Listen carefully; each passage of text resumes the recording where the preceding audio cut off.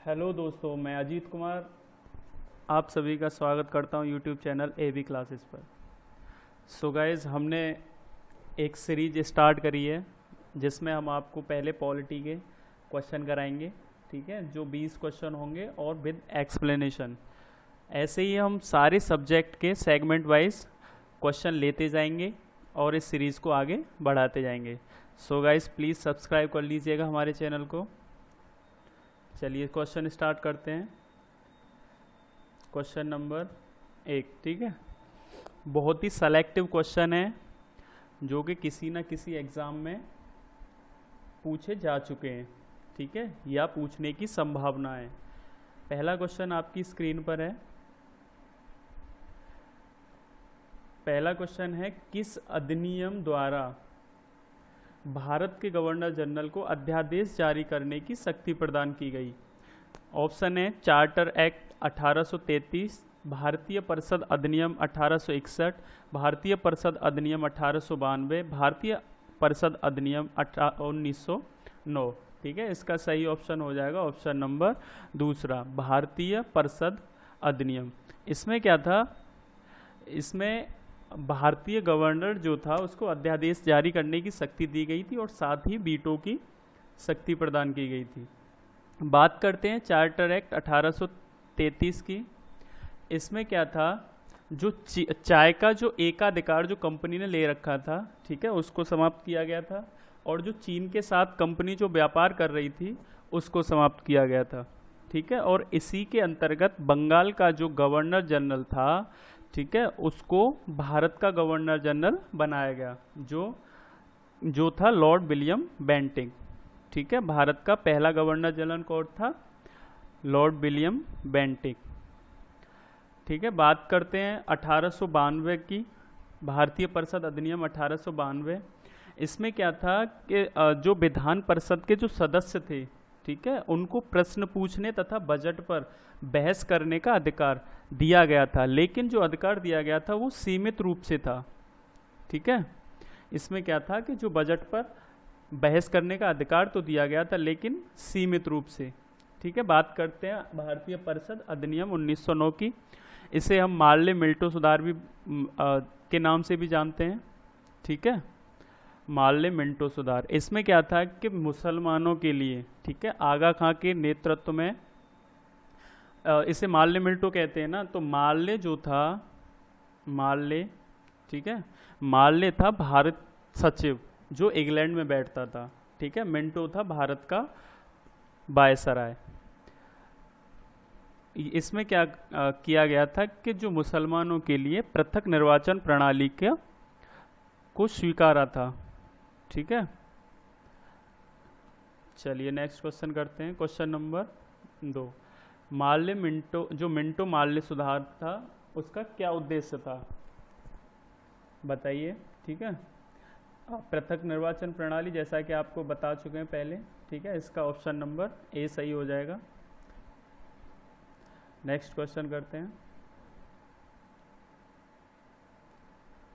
Next question है, भारत की संविधान सभा गठित करने का आधार क्या था, ठीक है। What was the basis of constitution of constituent assembly of India? भारतीय राष्ट्रीय कांग्रेस का प्रस्ताव, कैबिनेट मिशन प्लान 1946, भारतीय स्वतंत्रता अधिनियम 1947 या भारतीय डोमिनियन के प्रांतीय या राज्य विधान मंडल के प्रस्ताव, ठीक है। इसका सही ऑप्शन हो जाएगा ऑप्शन नंबर बी, यानी कि सेकंड वाला, कैबिनेट मिशन प्लान के आधार पर ही हमारी भारतीय संविधान सभा का गठन हुआ था, ठीक है। नेक्स्ट क्वेश्चन है, भारतीय संविधान सभा का प्रथम अधिवेशन कहाँ हुआ था, ठीक है। भारतीय संविधान सभा का अधिवेशन हुआ था पहला दिल्ली में। संविधान निर्माताओं ने किस पर विशेष ध्यान दिया था, बताइए। प्रस्तावना पर, मूल कर्तव्य पर, मौलिक अधिकार पर या नीति निर्देशक तत्व पर, ठीक है। जो संविधान के निर्माता थे उन्होंने प्रस्तावना पर सर्वाधिक बल दिया था, ठीक है। नेक्स्ट क्वेश्चन, प्रस्तावना का यह प्रावधान जो सभी वयस्क नागरिकों को मतदान का अधिकार प्रदान करता है, क्या कहलाता है? ये कहलाता है आपका प्रजातंत्र। ठीक है, इसका सही ऑप्शन हो जाएगा ऑप्शन नंबर बी। ठीक है, पंथ निरपेक्ष का मतलब होता है कि हम पंथ से निरपेक्ष रहेंगे। ठीक है, जो भी पंथ को जो भी लोग स्वीकार कर सकते हैं करें, लेकिन राज्य का कोई पंथ नहीं होगा। ठीक है ना। समाजवाद का मतलब होता है कि जिसमें जो सरकार होती है वो मूल में रहती है। सरकार ही उत्पादन का बताएगी, कितना उत्पादन करना है, कहाँ वितरण करना है। ठीक है, ये समाजवाद है। और गणतंत्र का मतलब यही होता है कि जिसका जो शासनाध्यक्ष है वो मूल वंश से ना हो। ठीक है, वंशानुगत ना हो। नेक्स्ट क्वेश्चन करते हैं।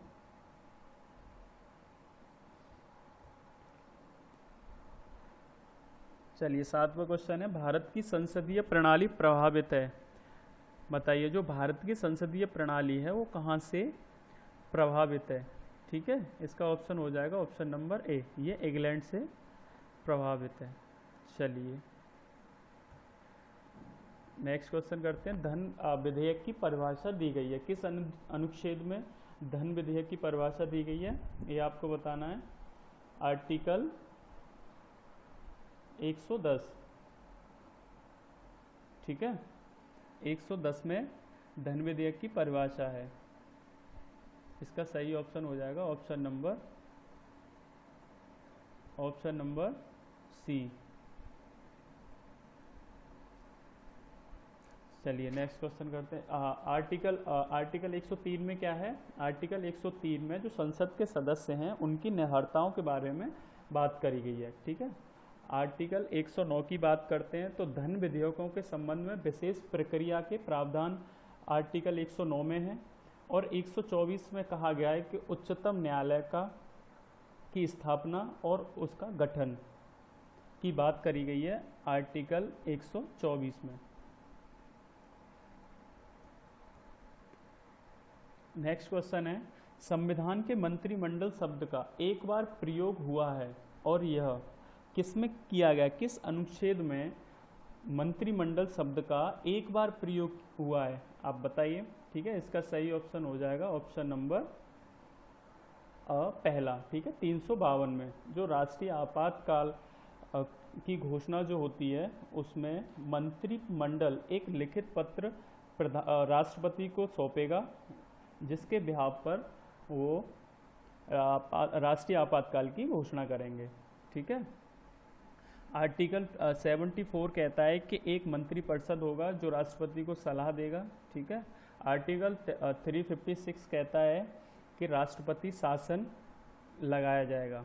ठीक है, और आर्टिकल 76 कहता है कि भारत का एक महान्यायवादी होगा। नेक्स्ट क्वेश्चन करते हैं, अनुच्छेद 356 का संबंध किससे है? जैसा कि पिछले क्वेश्चन में था। ठीक है, ये राष्ट्रपति शासन से है। भारत नेक्स्ट क्वेश्चन है, किस स्थिति में किसी व्यक्ति को भारतीय नागरिकता से वंचित नहीं किया जा सकता? ठीक है, नहीं पे ध्यान दीजिएगा, नहीं किया जा सकता। निर्वाचन के दौरान, आपातकाल के दौरान, युद्ध के दौरान या उपयुक्त सभी। ठीक है, भारतीय नागरिकता से वंचित नहीं किया जा सकता। अगर निर्वाचन हो रहे हो तो कोई मतलब नहीं है नागरिकता से। ठीक है, आपातकाल हो तो भी नागरिकता नहीं जाती। ठीक है, युद्ध हो रहा हो तो भी नागरिकता नहीं जाती। तो इसका ऑप्शन हो जाएगा ऑप्शन नंबर डी सही, यानी कि चौथा वाला। ठीक है, मौलिक अधिकारों का निलंबन कौन कर सकता है, कौन करता है? बताइए। राष्ट्रपति, संसद, प्रधानमंत्री, सर्वोच्च न्यायालय। इसका ऑप्शन नंबर ए सही होगा। ठीक है, राष्ट्रपति मौलिक अधिकारों का निलंबन कर सकता है। कब कर सकता है? जब राष्ट्रीय आपातकाल लागू हो या लग रहा हो। ठीक है, आर्टिकल 20 एंड 21 को छोड़कर। नेक्स्ट क्वेश्चन, भारत का सॉलिसिटर जनरल होता है, भारत का जो सॉलिसिटर जनरल होता है वो कौन होता है? ठीक है, आपका ऑप्शन नंबर ए सही हो जाएगा। वो एक प्रशासनिक अधिकारी होता है। गाइस ठीक है। संविधान के व्याख्याकार और संरक्षक कौन है? भारत जो संविधान के संरक्षक के रूप में जाने जाते हैं वो कौन है? व्याख्याकार और संरक्षक, राष्ट्रपति, संसद, सर्वोच्च न्यायालय या भारत का महाधिवक्ता। Who are the interpreters and protectors of the constitution?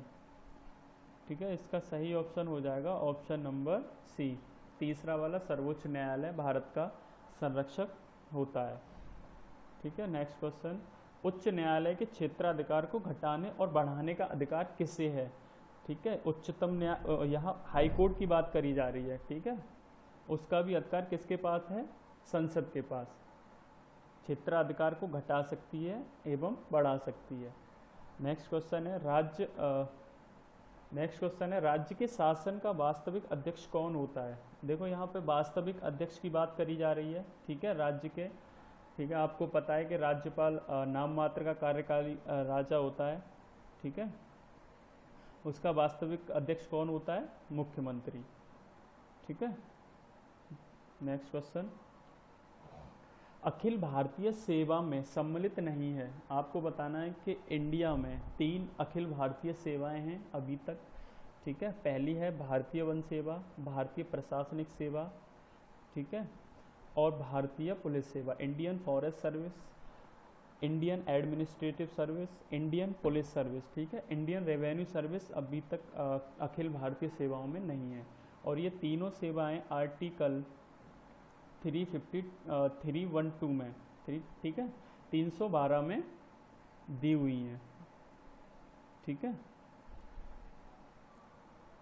Next question है, पंचायती राज प्रणाली किस पर आधारित है? पंचायती राज जो प्रणाली है भारत में वो किस पर आधारित है? सत्ता के विकेंद्रीकरण पर, सत्ता के विकेंद्रीकरण पर, प्रशासक व जनता के सहयोग पर, या उपर्युक्त सभी? इसका सही ऑप्शन हो जाएगा सत्ता के विकेंद्रीकरण पर। ठीक है, नेक्स्ट सेकंड वाला आंसर इसका सही होगा। चलिए लास्ट क्वेश्चन करते हैं, मौलिक अधिकारों को लागू करने का दायित्व किसे है? ठीक है, यहाँ पे फंडामेंटल राइट्स को इम्प्लीमेंट कौन करा सकता है? ठीक है, यहाँ पे उच्चतम न्यायालय है, उच्च न्यायालय है, उपयुक्त दोनों हैं, या भारत के मुख्य न्यायाधीश? ठीक है, उच्चतम न्यायालय और उच्च न्यायालय दोनों ही इम्प्लीमेंट करा सकते हैं फंडामेंटल राइट्स को। ठीक है, तो आपका ऑप्शन नंबर सी सही हो जाएगा। सो गाइज, आशा करता हूँ आपको ये क्लास पसंद आया होगा। अगर क्लास पसंद आया हो तो लाइक कीजिएगा, हमारे चैनल को सब्सक्राइब कीजिएगा। ऐसे ही मैं अलग अलग सब्जेक्ट के टॉपिक वाइज आपको ऐसे ही MCQs विद एक्सप्लेनेशन में कराऊंगा। ठीक है, एक अच्छी श्रृंखला लेके आऊँगा, अच्छी सीरीज चलेगी और आपके एग्ज़ाम और पॉइंट ऑफ व्यू से बहुत ही महत्वपूर्ण होने जा वाली है। और 11 क्वेश्चन ही आपको सिलेक्टिव क्वेश्चन ही कराए जाएंगे जो कि बिल्कुल एग्ज़ाम के। ठीक है, सो गाइज, धन्यवाद।